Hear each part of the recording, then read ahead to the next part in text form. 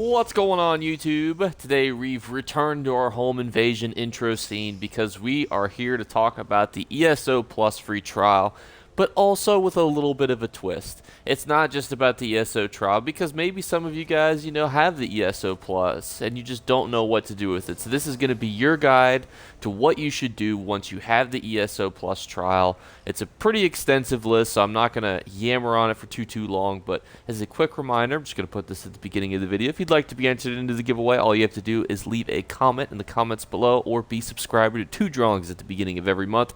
Here are the winners from last month. And I appreciate and love you all. I will plan to stream at some point. It might be today, it might be tomorrow. We'll just have to see depending on it's my schedule. I'm trying to also handle a couple of chaotic things, unfortunately. But starting off with skill lines, and I think it's really important to consider different types of skill lines in the Elder Scrolls Online. For example, as different DLCs were added, such as the Dark Brotherhood, you were able to get the Dark Brotherhood skill line. Thieves Guild, you're able to get the Thieves Guild skill line. Now, some of these skill lines, such as the Psijic Order, you may want to level all the way up.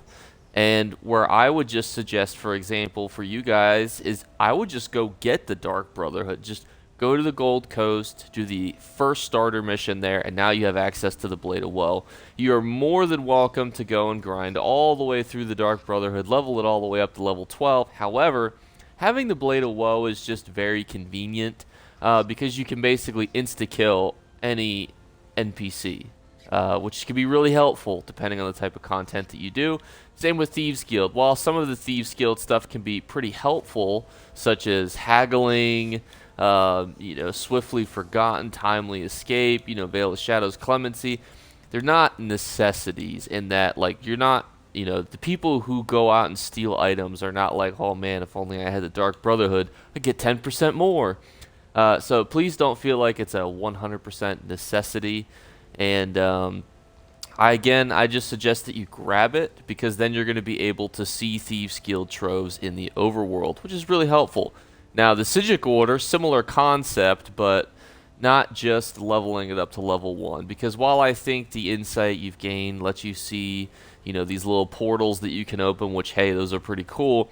There's actually a lot of really cool passives. It might actually be worth leveling up all the way, because things like Temporal Guard, Ellie Weapon, Channeled Acceleration, and Meditate are actually pretty cool. Meditate, not nearly as much as it used to be, but Channeled Acceleration can be a really popular one. You can see it's going to give you Major Expedition, Minor Force, and, which is pretty big. Ellie Weapon, super popular. And you don't have to level this all the way up to 10 to get these. So that's just important to consider. I'm also a fan of Temporal Guard because while slotted, you gain Mind Protection, reducing your damage by 5%. If you're in PvP and you want to have a damage back or a damage mitigation back bar, this is a pretty popular one that I like to put on there. And finally, I've gone back and forth on this last point, and that's Antiquities. Do I think that during your ESO Plus free trial, you should spend the entire time grinding out, digging up antiquities, suffering, immensely to get that bad boy all the way leveled up so you can start doing mythicals? The answer is I don't know. I actually slotted in my script I put to talk about mythicals at the end if you had a lot of time left over. Antiquities is cool, don't get me wrong, and if you're playing on console, there's definitely a lot more reason to do it because once you can pick up purple leads, you can essentially go around to every zone in the entire game and pick up the green, the blue, and the purple, and if you do that, you'll make like 250,000 gold, and then if you pick up all the leads, you can get the mythical, the Alesh coin, from Western Skyrim, and I have a video on that, the coin that's worth 100,000 gold. But my point with that, though, that I would warn you guys is that it takes a lot of time. Like, that's going to be pretty much your whole ESO Plus trial. Now, if you just got ESO Plus and you want to make some gold and you want to level up a skill line, it's definitely not a bad place to start, don't get me wrong. So that's my thoughts on that bad boy. Now, here's where we start talking about the big boys, the big hitters, and we're gonna start now talking about the sets. Now, this is a short list because obviously there are tons of ESO sets that are worth grinding in DLC zones and DLC dungeons. monster helms. I've tried to keep this pretty set though on actual dungeon sets, because at the end of the day you can always buy an overland set pretty cheaply.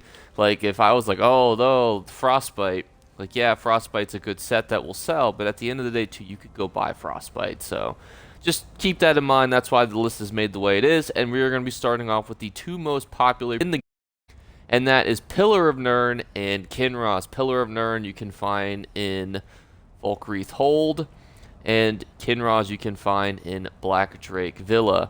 Now, all you need to know is you just need to farm these bad boys on normal. There's tons of bosses in there that you can do. There's even side bosses which will give you an extra dungeon reward. So easy to farm, and you'll be able to get two OP-ass sets, one of which is in the golden vendor right now, which is the Kinross gold necklace.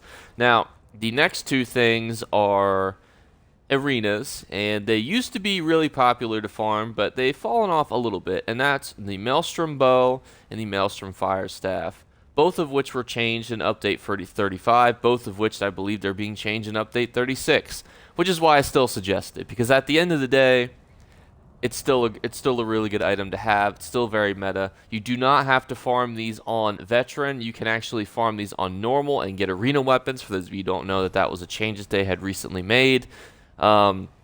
Recently being like 1 to 2 years ago, but hey, potato. So I would recommend going for both of those items, the bow and the fire staff. And if you were looking at farming Vatestrand, I would say the two-hander is probably your best bet. Huge fan of the two-hander, so head on down there, get that two-hander from Vatestrand.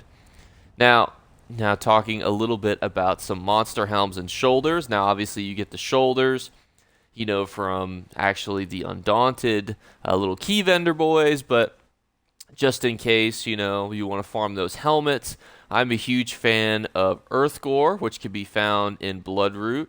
Balorgs, which is March of Sacrifice. Balorgs is used for like 90%. This is an exaggeration. This is me, unfortunately, being a little hyperbolic here, but use about 90% of all PvP builds. Balorg, super popular. Magma Incarnate, you get from Dreadseller, and then Zons from Scalecaller. Zons is not as popular as it used to be, but these are such popular helmets that I have just listed to you that I almost feel like they're just worth getting, just because they will be tweaked in the future, as they always are.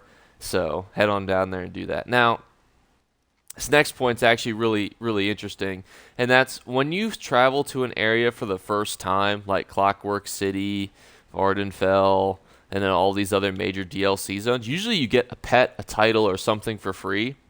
So if you have the time, just travel to all the main cities, and then you'll be able to get usually a free item, title, pet, consumable, collectible, etc. So it's a really good option for you guys to do, and I would head on down to all the zones. Next up, we want the farm mats / breakdown mats / put mats in your banking space.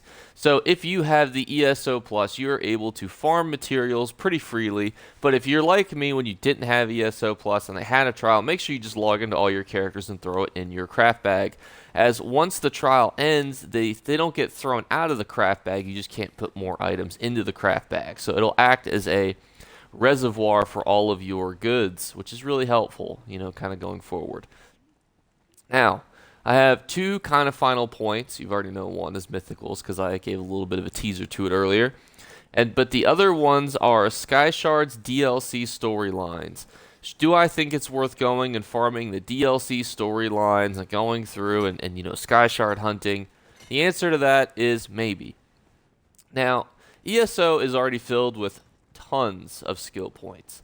I myself have 69 unspent skill points. Why 69? Because I think it's comedy gold to have exactly 69 unspent skill points.